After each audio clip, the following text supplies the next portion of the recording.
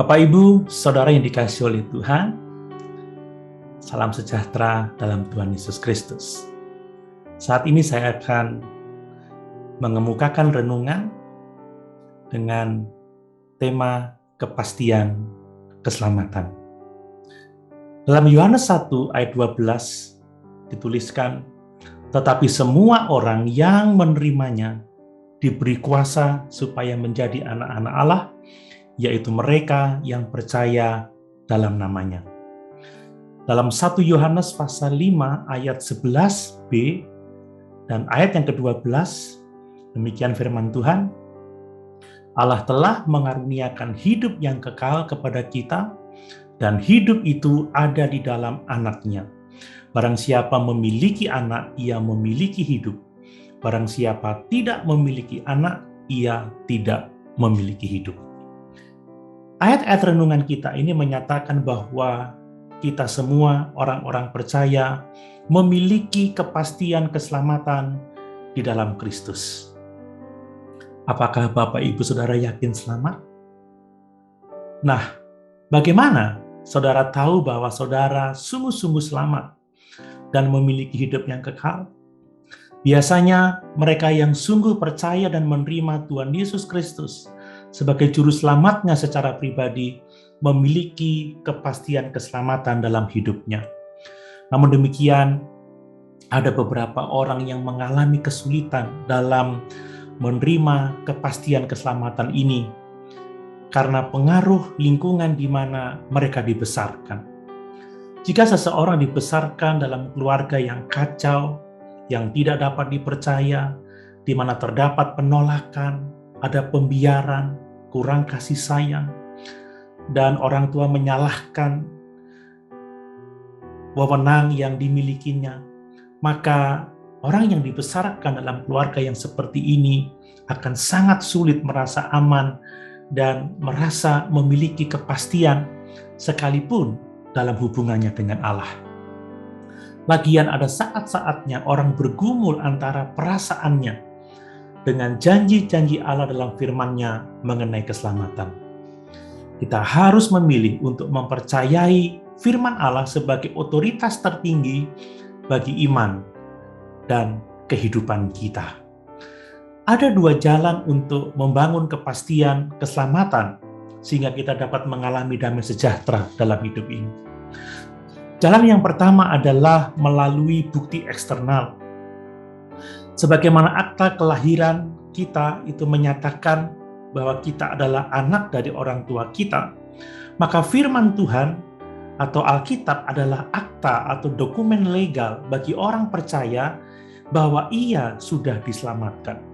Sebagai contoh firman Tuhan dalam Roma 10 ayat 13. Sebab barang siapa yang berseru kepada nama Tuhan akan diselamatkan.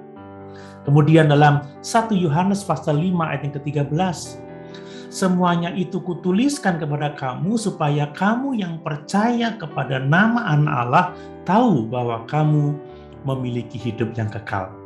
Ayat-ayat tersebut menyatakan bahwa saat kita percaya dan menerima Kristus sebagai juru selamat, maka saat itu juga kita diselamatkan. Kita harus mempercayai pernyataan Allah dalam Alkitab tentang keselamatan kita ini. Dan jika ada keraguan, ingat dan renungkan selalu firman Tuhan, serta percayai firman Tuhan yang menyatakan kepastian keselamatan kita itu. Yang kedua adalah bukti internal dari keselamatan kita, yaitu bahwa kita telah menjadi manusia baru di dalam Kristus dan memiliki sifat baru di dalam hidup kita. Salah satunya adalah di mana kita selalu ingin hidup benar dan memuliakan Kristus sebagai tujuan hidup kita. Kita masih bisa berbuat dosa, sekalipun kita adalah orang percaya. Kita masih hidup di dalam daging atau tubuh jasmani ini. Itu sebabnya Tuhan memberikan kepada kita kuasa, yaitu Roh-Nya yang kudus, untuk kita dapat menang atas kuasa dosa. Dan saat kita berbuat dosa, tidak berarti bahwa kita akan terus memulai keselamatan kita dari awal lagi. Allah tidak akan meninggalkan kita, tetapi Dia akan dengan kasih dan disiplin menuntun kita kepada pertobatan. Namun demikian harus kita ingat bahwa dosa selalu mendukakan hati Allah. Itu sebabnya saat kita berdosa, kita harus bertobat dan mengakui dosa kita kepada Tuhan. Dan ketika kita mengakui dosa-dosa kita, maka Ia akan mengampuni dosa-dosa kita.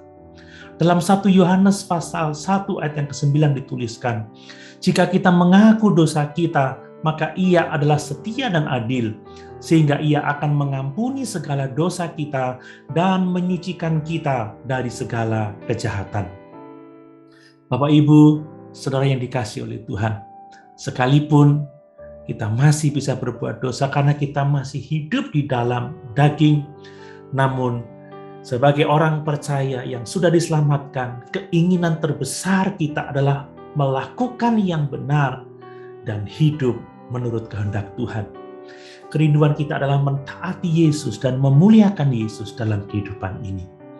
Mari kita bersyukur. Sebab di dalam Kristus kita memiliki kepastian keselamatan. Kita tahu sebab Alkitab menyatakan kita yang percaya telah diselamatkan. Dan kita tahu bahwa kita adalah manusia baru yang selalu rindu untuk hidup menyenangkan Tuhan, memuliakan Tuhan dengan mengasihinya dan taat kepadanya. Haleluya. Tuhan Yesus memberkati.